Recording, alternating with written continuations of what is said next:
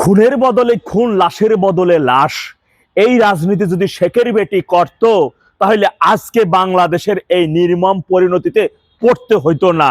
আজকে অন্তত পক্ষে সাধারণ নাগরিকগণ তো ভালো থাকতো, দেশের মানচিত্রটা তো ভালো থাকতো। যারা স্বাধীনতা বিরোধী, যারা জুলাই জঙ্গি গুলাই পরিণত হয়েছে, শুধু এইগুলোই ভয়ঙ্কর পরিণতির মধ্যে থাকতো। এইগুলাই আজকে যারা চাঁদাবাজি করতেছে, মব সৃষ্টি করতেছে, সন্ত্রাসীগুলো করতেছে, এরাই শুধু খারাপ থাকতো। অন্য কোনো সাধারণ জনগণ তো ভালো থাকতো অন্তত পক্ষে, দেশের উন্নয়ন এইভাবে বাধাগ্রস্ত হইতো না।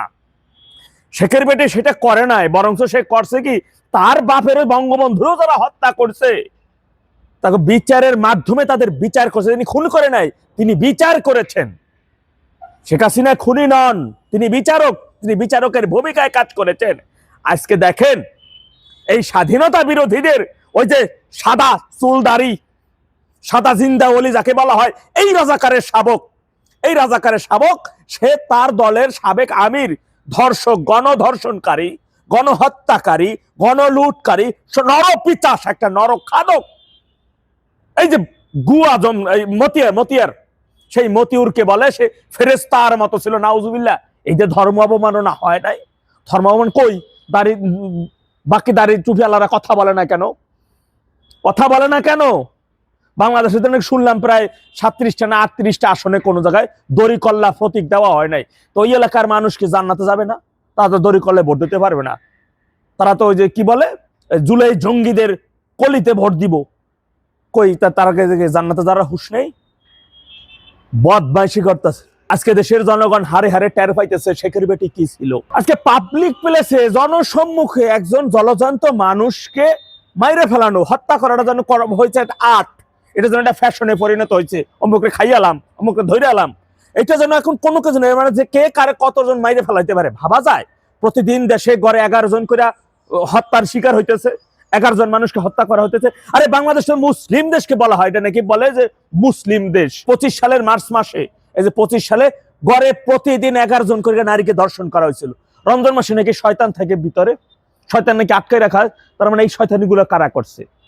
এই যে যারা দেশদ্রোহী যেগুলো দেখতেছেন, জুলাই জঙ্গি যেগুলা, এদের পিছনে শয়তান লাগে না, শয়তানের ধোকায় এরা কোনো কিছুই করে না। কারণ ওরা শয়তানের চাইতেও বড় শয়তান। রমজান মাসে তো শয়তান বন্ধ ছিল, তাহলে রমজান মাসে গড়ে প্রতিদিন 11 জন করে নারীকে কারা ধর্ষণ করছে? পবিত্র মাহে রমজান মাসে কারা রমজান মাসে দ্রব্যমূল্যের দাম বাড়ায়? কোন শয়তানের ধোকায় পড়ে এগুলো করায়? এই সমস্ত নসিহত করতে পারে, এগুলো ধর্ম অবমাননা হয় না?